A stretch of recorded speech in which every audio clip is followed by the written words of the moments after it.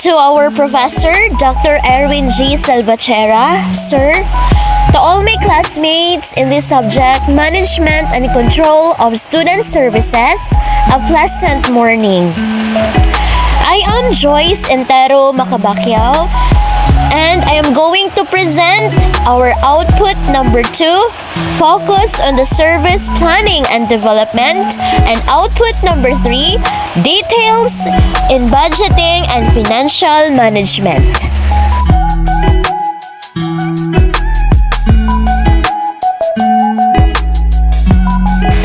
Output number 2, service planning and development.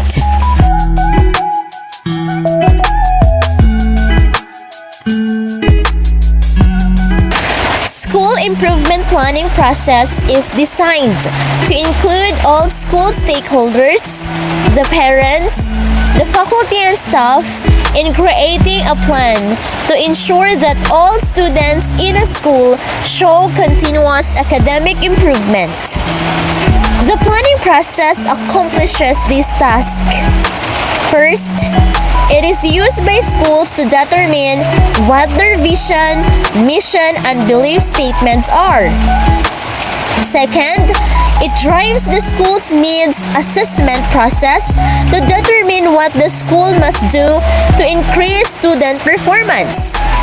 Third, it builds upon the role of school-based decision-making councils, or the SBDM, to provide a defined method of school improvement planning.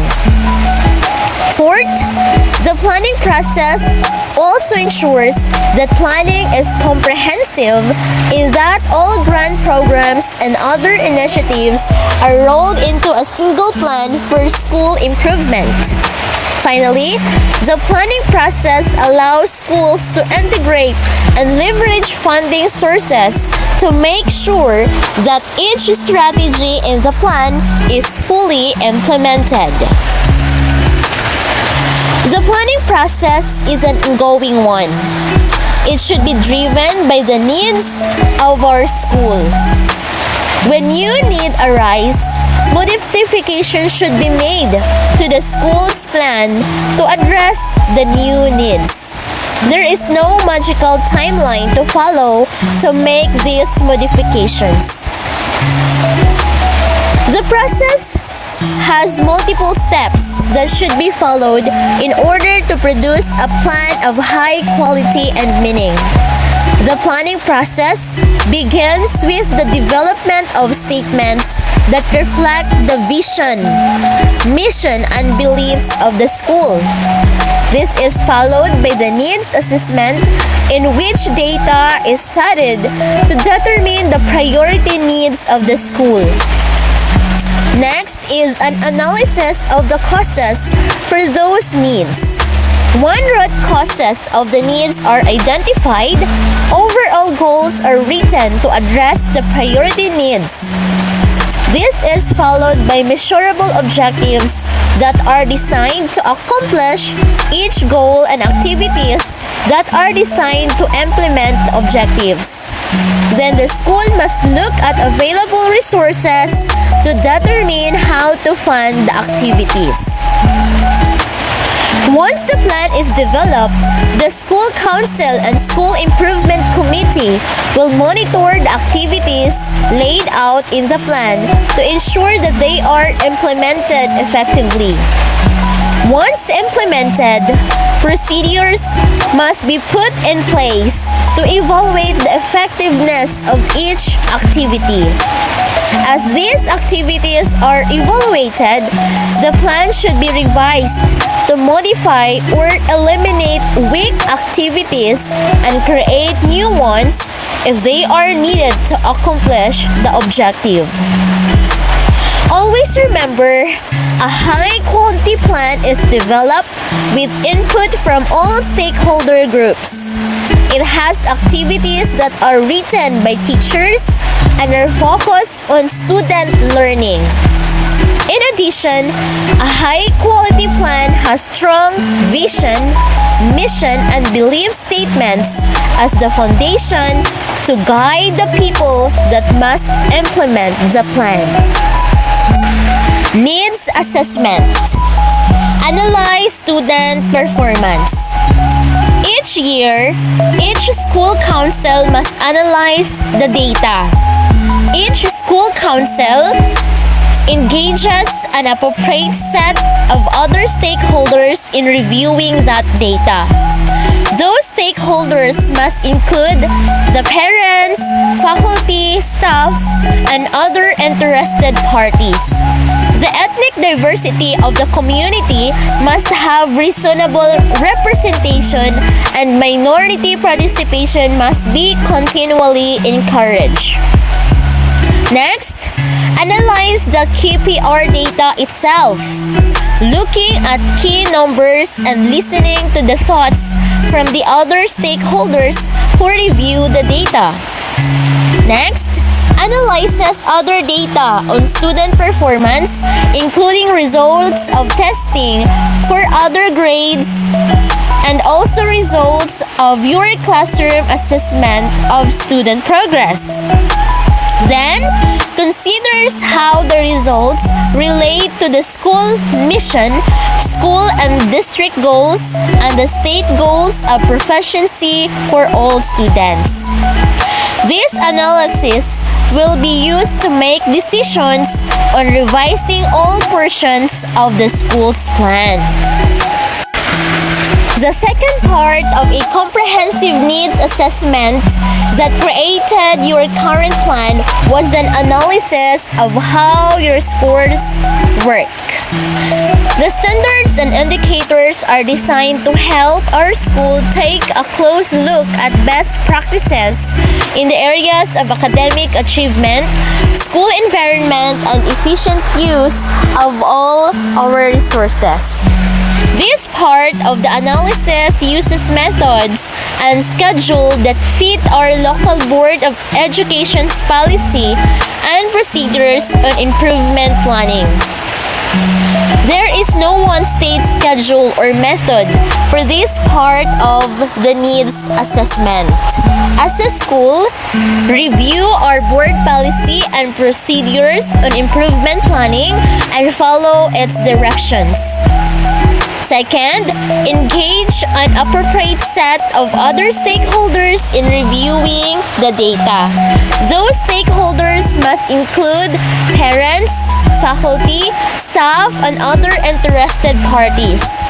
The ethnic diversity of the community must have reasonable representation, and minority participation must be continually encouraged.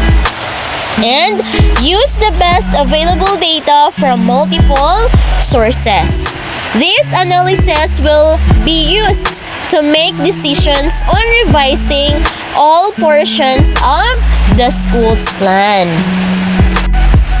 In our group, in our district, as we analyze the school practices in our district, we come up into this acronym HEART or HEART.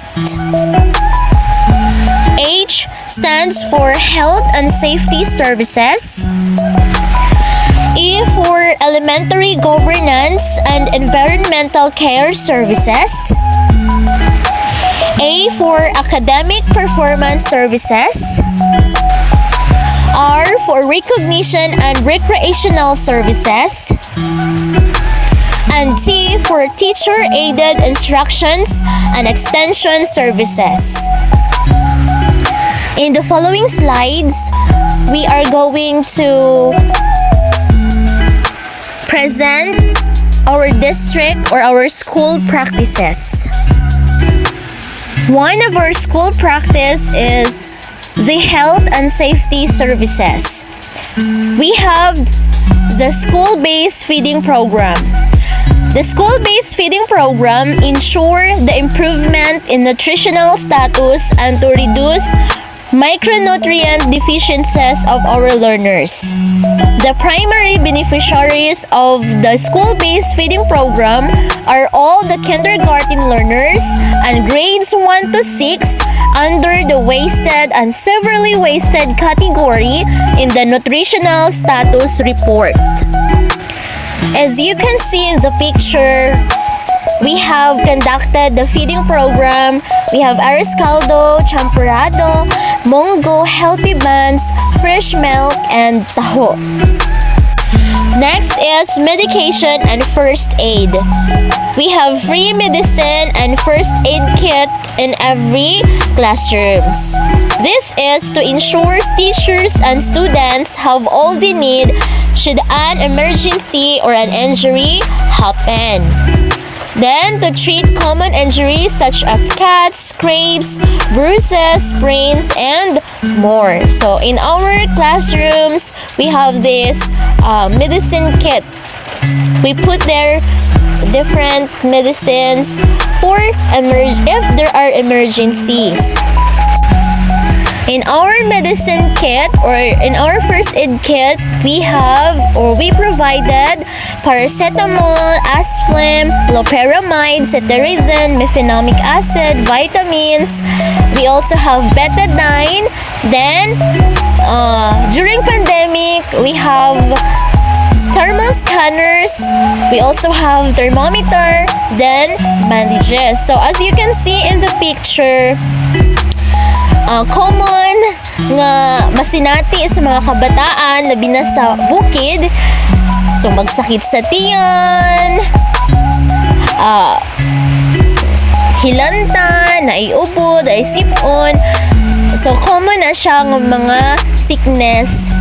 Then, so muna siya nga nag-provide me ani sa mo ang medicine kit na ani nga ito'y nakabutang na nga mga free medicine. So, nakapangayo mi ani sad sa Capitol. So, naana siya free dito nga mga tambal. Then, amo sad na siyang gi-share nga ito sa among school. So, in our district. Then, next practice is the proper hygiene. We also have, aside from medicine and first aid kit, we also have provided hygiene kit, especially in the intermediate classes, to help teach our students about health and personal hygiene.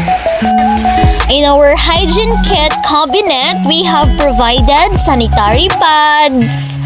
Labi na ang mga girls nga nag-start na sila og menstruation.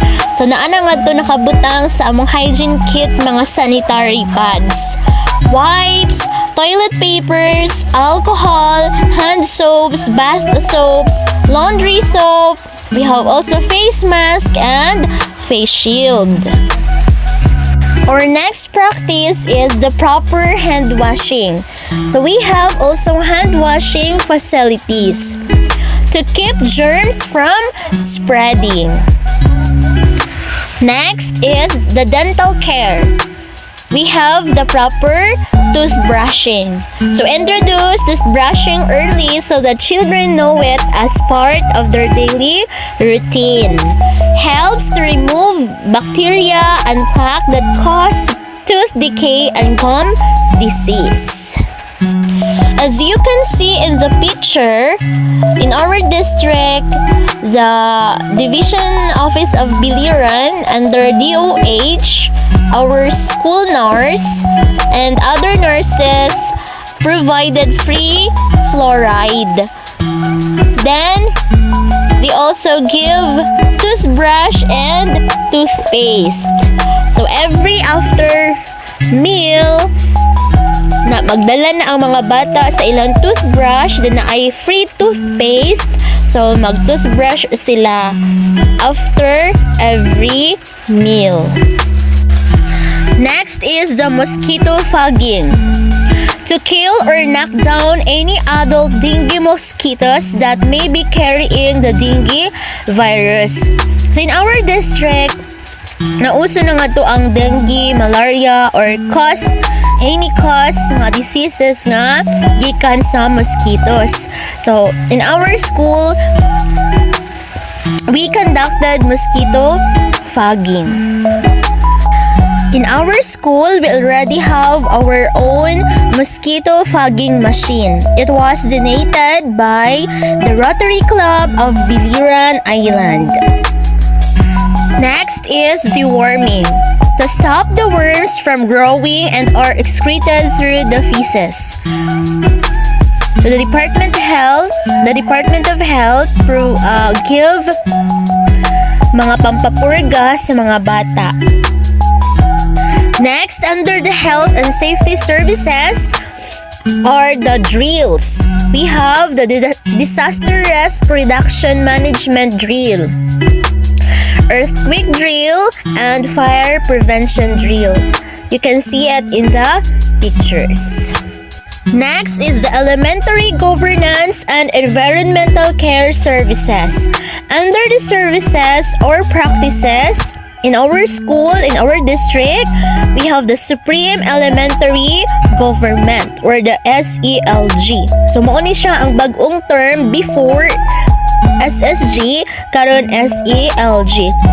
Next, adopt a school services, wherein our district adopted pupils katong nagkalisod gyud nga dili makakaon, tagsa lang makakaon, or katong nagkalisod gyud karon lang makapadayon sa ilang pagtuon. We have adopt a school services. Then, scouting, we joined the Boys and Girls Scout of the Philippines. We are active members. Gender and development advocates. So kung naami mga bata nga comfortable sila nga tag-as ang nahang buhok bisan og lalaki, so wala na namo sila gi sita. So amo na silang gi-accept in our district. We also have Clean As You Go or CLAYGO. We practice our students cleanliness and orderliness in our district. Gulayan sa paaralan, wherein gi-integrate na siya sa TLE subjects, especially sa intermediate classes, na mananom nga to among gi-practice ang mga bata nga magtanom. So naami vacant lot in our school, then among nga tong gihawanan, then among gibatamnan sa mga bata. Then kato siya nga mga ma-harvest nila in also in their TLE subjects nga naay pagluluto, so ilaha sa tong nagamit ang mga gulay nga ilang gipangtanom, then pwede nilang ilang ibaligya, then maka-raise og fund ang school. Then proper waste disposal, so nakasegregate na ang among mga trash bins into 4. So we have biodegradable, non-biodegradable, recyclable, and hazardous or infectious materials. So atong naandan, there are only 3 nga mga waste. But karon ano na siya, 4 na siya, including na ang infectious waste materials. Nag-start ni siya atong pandemic nga ang katong mga face mask, mga face shields. So ngadto na siya, or other nga mga chemicals, ngadto siya ibutang sa mga infectious waste materials. As you can see in the picture, we are an active members of the scouting activities. And also the 4 trash bins: recyclable, non-biodegradable, biodegradable, and infectious waste. So there are already 4 trash bins. Next, academic performance services. We have literacy and numeracy. We conducted tutorial, peer tutoring, group works, reading and numeracy programs. On our reading program, we call it BREAD, Bridging Reading, and our numeracy program, MATICNA. MATICNA stands for Mathematics, Technical Intervention, Cultivating Numeracy Awareness. Then, in our district, we have English and Math clubs. And we also an active participants of the school paper journalism. In our school paper in English, we call it the Golden Rice, and for Filipino, ang Gintong Palay. Next, recognition and recreational services. We have culmination programs, recognition day, portfolio day, perfect scorers or reward giving, and conferment of awards. In our district, we practice family day, sports activities. We also joined Festival of Talents. We also have playtime, not more on academics, but we also integrate playtime. And during Fridays, not all Fridays, but we also watch educational movies. We have educational movie marathon. Next is the teacher-aided instructions and extension services. So every Friday, we conducted learning action cell or LAC sessions. We develop learning materials for our pupils. Then in our school-based management program, multi-aided instructions. So we are not more in traditional learning, but we integrated the multi-aided or the technology in our classrooms. Remedial classes to those who are struggled in academics, and we also have catechism to develop the spiritual or the religious aspect of our learners. We ask support and help from our local partners. We have linkages and partnership. So we conducted solicitation for school improvement. Teachers' own pocket expenses. Yes, di jud na malikayan nga makagasto jud ang teacher para sa improvement sa classroom o para sa pag-improve sa needs sa mga pupils. So we have community linkages and involvement. We participate in the activities of the alumni. So, alumni participation. So, mangurat siya nga to ang mga teachers food, and our presence in their activities. Then, barangay fiesta participation. So, naapod ni share from the barangay fiesta. So, na-good per me always ang support sa school, sa community, para sa pag-improvement sa school and as well as to the improvement of our learners. Proceed to output 3. Details in budgeting and financial management. Budget planning. So in our school, we called SIP or the School Improvement Plan and the AIP, Annual Improvement Plan. I didn't have that wide knowledge about SIP and AIP because I think it's more on the administrative task of the principal or the school heads. Allocation of funds. So where do we get our funds from all our programs and services? In our district or in any districts, we have what we call the MOE or the maintenance and other operating expenses. Usually, dinhigud magkuha og funds para sa mga services and programs sa school. But ang MOE is not enough. So we also allocate funds from our parents, teachers, organizations, or from the PTA. We also get or allocate funds from the school's alumni associations. We also have donated or shared in the schools, then donations from our stakeholders and partners, from public and private sectors, from the local government units, non-government organizations, and personal pocket. So, dili dyan na siya malikyan nga makagasto jud ang teachers para sa iyang mga pupils, sa learners, and to the school. Resource management and financial accountability. So we have the DPDS or the DepEd Partnerships Database System, wherein the Brigada Eskwela and ADAPA school coordinators will log in into that link, DepEd Partnership Database System. So online siya nga i-input sa mga coordinators ang tanan ng mga cash and in-kind donations monthly nga na-earn or na-gain sa school. So nga to niya ibutang naka-indicate na to ang all our individual, group, and organizations. Tanang donors, all the donations are indicated and been posted in the DPDS. Then we have deed of donations, deed of acceptance files. So all our donors, na sila tagaan sila ani nga deed of donations. We have the memorandum of agreement or the MOA, then acknowledgement receipt.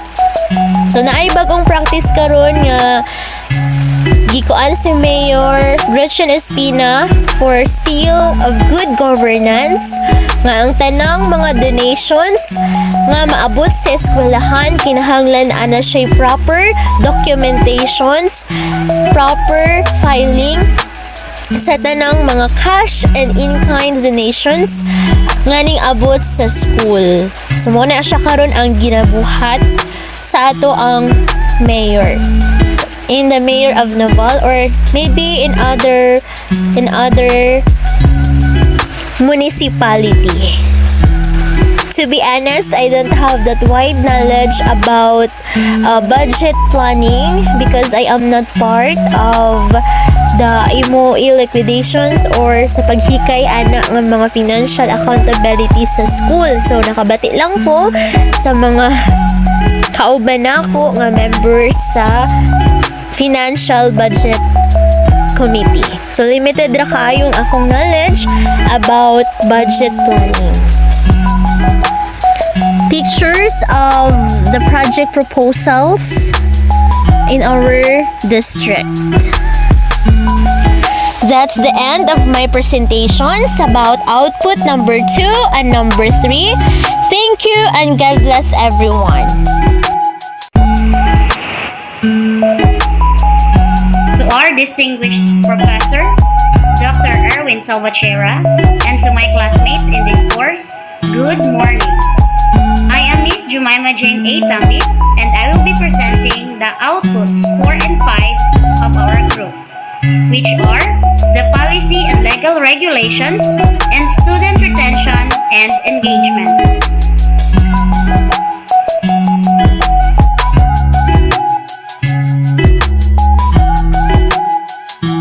Policy and legal regulations and student retention and engagement. First up is the school-based feeding program. It is anchored on DepEd Order number 31, Series of 2021, together with DepEd Orders number 10, Series of 2022, and number 38, Series of 2022 as supplemental guidelines.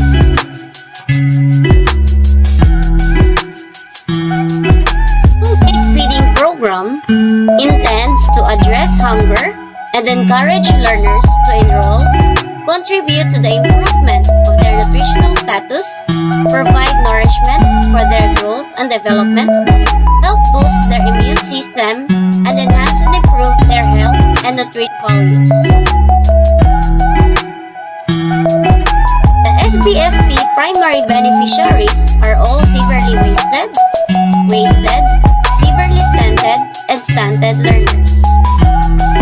The program shall provide the beneficiaries with hot meals or nutritious food products through school-based delivery, rationing for 120 days. However, for school year 2021 to 2022, only 60 feeding days for hot meals or NFP and 33 days for pasteurized or sterilized milk are targeted because of the extended implementation period of fiscal year 2020 due to the imposition of numerous lockdowns and the the need to fully utilize FY 2021 funds by the year end in accordance with a cash-based budgeting system.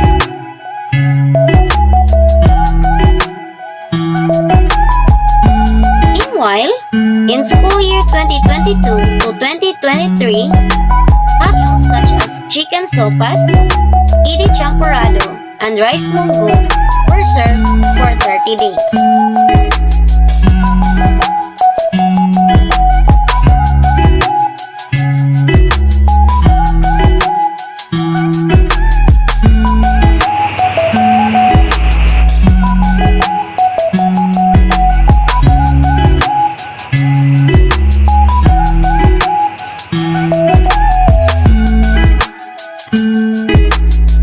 Second is the scouting activities. It is supported by the Division Memorandum 456 Series of 2022 of Division of Philiran, which is entitled BSP Institutional School Camporee for Elementary and Secondary School Levels. Its objectives are to achieve the quality scouting in the school level, to advance the scout rank level, and to equip the scouts the right skills needed in terms of camping. Scouting helps youth develop academic skills, self-confidence, ethics, leadership skills, and citizenship skills that influence their adult lives.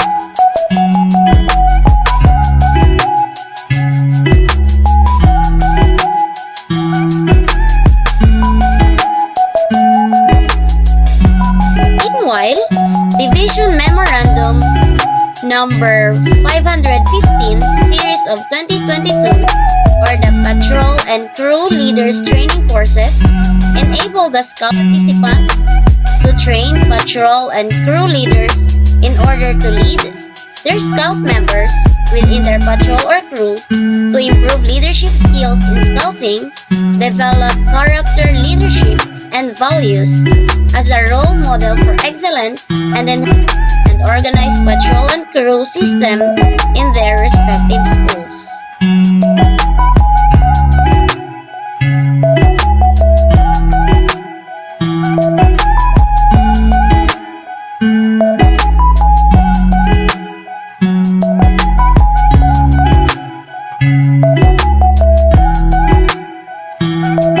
Third is the DepEd Order Number 10, Series of 2016, or the Policy and Guidelines for the Comprehensive Water, Sanitation, and Hygiene in Schools, or WINS program.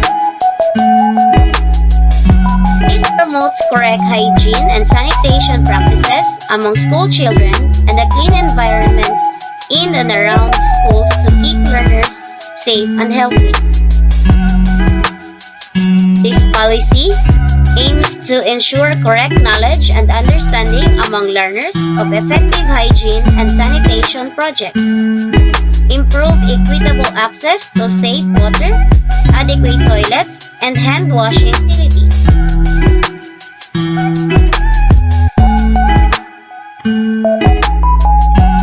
Improve hygiene and sanitation practices among the learners to enable them to develop lifelong positive hygiene and sanitation behaviors.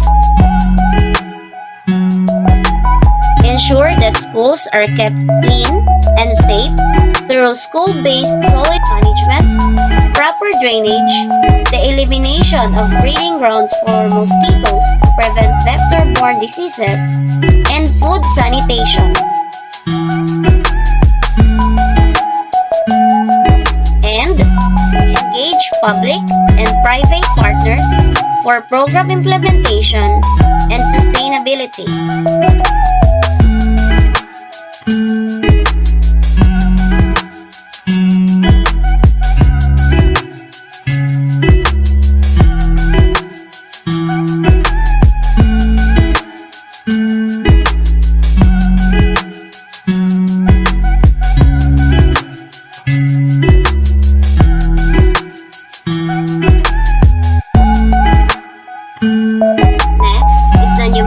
Intervention.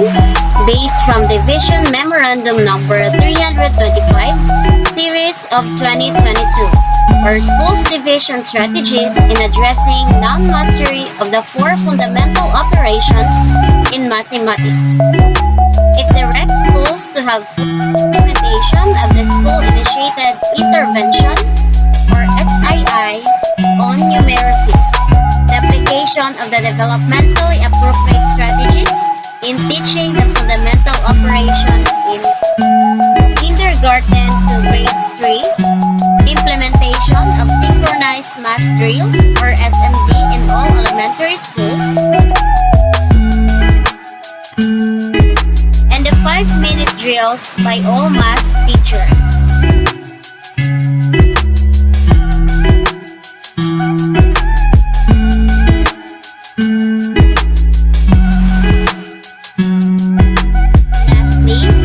The Portfolio Day with the Regional Memorandum Number 913, Series of 2022, which provides the schedule of quarterly Portfolio Day for school year 2022-2023.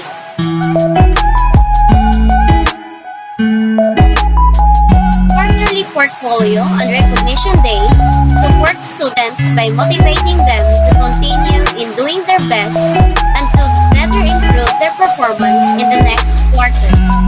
The activities done during Portfolio Day are the Parent-Teacher Conference and feedback giving, which greatly helps both students and parents to focus in the learning areas that shows the strengths and weaknesses of the learner. Showcase the learner's outputs and performances.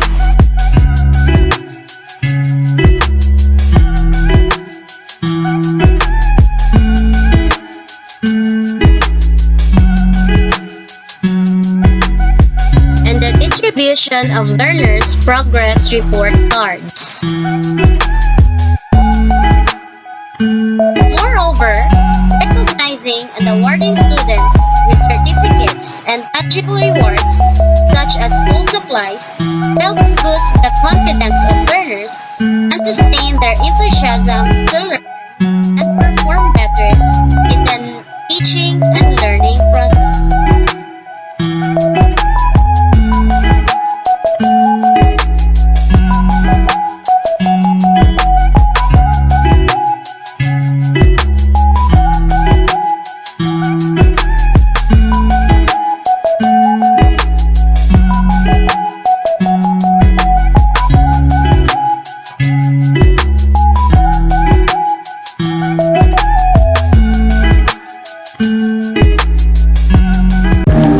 Good day everyone, I am Lorly E. Reyes, your discussant for today. We are going to present to you our output number 6 that is all about technology. Technology plays a crucial role in student services in schools, revolutionizing the way educational institutions function and enhancing the overall learning experience. It has become an integral part of modern education systems, offering numerous advantages and benefits for both students and administrators. Reflecting on the importance of technology in student services reveals its transformative impact on various aspects of schooling. First and foremost, technology has greatly improved communication and collaboration among students, teachers, and administrative staff. With the advent of email, instant messaging, and online platforms, communication barriers have been broken down, allowing for quick and efficient information exchange. Students can easily reach out to their teachers for assistance, clarifying doubts, or engage in discussions, fostering a more interactive and supportive learning environment. Furthermore, technology facilitates seamless communication between parents and school authorities, ensuring effective involvement and engagement in their child's education. The integration of technology in student services has also streamlined administrative processes and improved efficiency. Tasks such as registration, scheduling, and grade management can be automated, reducing paperwork and minimizing errors. Online portals and management systems enable students to view their grades, attendance records, and class schedules conveniently. These advancements not only save time and effort for both students and administrators, but also promote transparency and accountability in academic processes. In conclusion, technology has become an essential component of student services in school, revolutionizing the educational landscape. It has improved communication, expanded access to information, streamlined administrative processes, facilitated personalized learning, and enabled remote education. Embracing technology in student services not only enhances the overall learning experience but also equips students with the digital skills and competencies necessary for success in the modern world. However, it is crucial to ensure equitable access and provide appropriate guidance to harness the full potential of technology in education. Next is we are going to discuss the output number 7, which is all about data analysis and assessment. Data analysis and assessment play a vital role in student services, providing valuable insights and driving informed decision-making in educational institutions. Through systematic collection, organization, and interpretation of student data, schools can effectively monitor students' progress, identifying areas of improvement, and tailor interventions to meet individual needs. Reflecting on the importance of data analysis and assessment in student services highlights its significance in promoting student success and enhancing overall educational outcomes. One of the key benefits of data analysis and assessment is the ability to gain a comprehensive understanding of students' academic performance, strength, and weaknesses.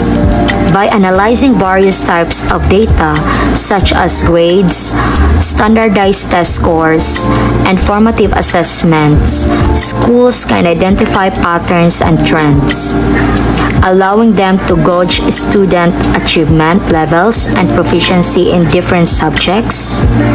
This information empowers educators and administrators to identify areas where students may be struggling, implement targeted interventions, and design appropriate instructional strategies to address specific needs. Moreover, data analysis and assessment provide valuable feedback on the effectiveness of educational programs and initiatives.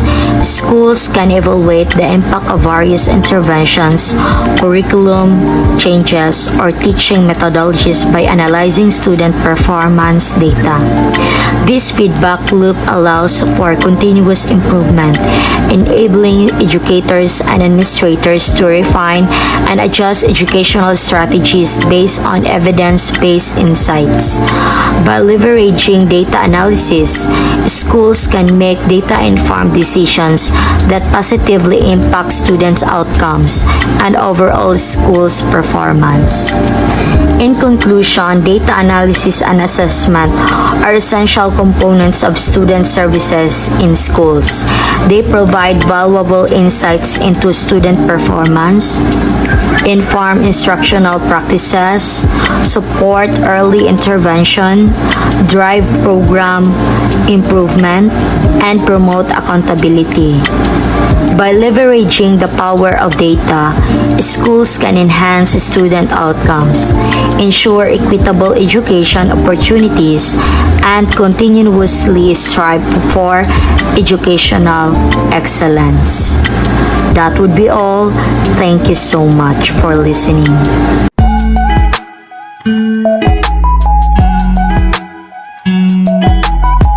Number 8. Leadership and collaboration. One of these is the SELG, or the Supreme Elementary Learner Government.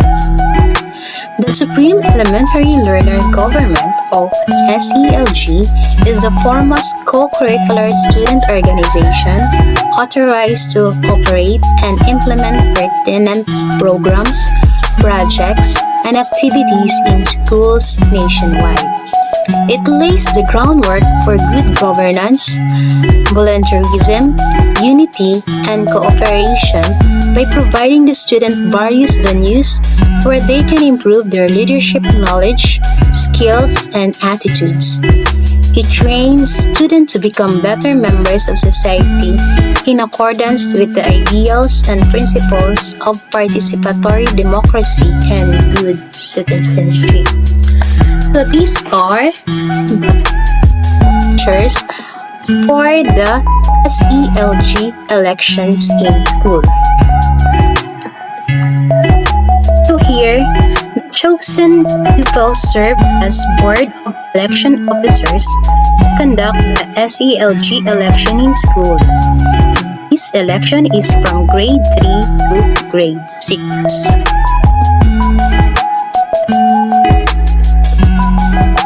Division Federation SELG elections. So, all the presidents of the schools are being called to represent in Division Federation on SELG, which among of them will be the officers of the Division Federation on SELG.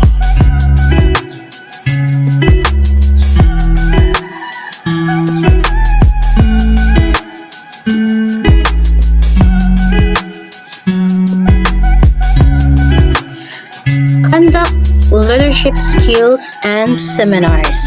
It will help the future leader to discover and develop their leadership skills.